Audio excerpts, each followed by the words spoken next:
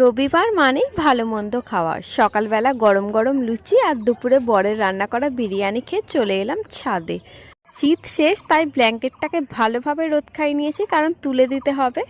আর তারপরে জামা কাপড় তুলতে গিয়ে তো মাথায় হাত, কোন বদমাইশ পাখি আমার বরের প্যান্টে এই কুকম্মটি করেছে কে জানে। সন্ধেবেলা মা আবার আমার জন্য পেস্ট্রি নিয়ে এসেছিল, তো খেয়ে দে তারপর দেখছি মা আবার দুটো স্টিলের কাপও কিনেছে, কারণ আমাদের কাঁচের কাপ হাত থেকে পড়ে প্রায় ভেঙে যায়, তাই জন্য স্টিলের কাপ দুটো আমাকে এনে দিয়েছে। তারপরে সন্ধেবেলা রেডি হয়ে নিয়েছি, এখন যাচ্ছি আমাদের পাড়ার সামনে একটা বড় সরস্বতী পুজো হয়েছিল, তো ওটারই আজকে বিসর্জন, তো দেখতে যাচ্ছি। মা সন্ধেবেলা এসে বরণ করে গেছিল, তো এখন শুধু ঠাকুরটাকে গাড়িতে তুলে বিসর্জনের পালা।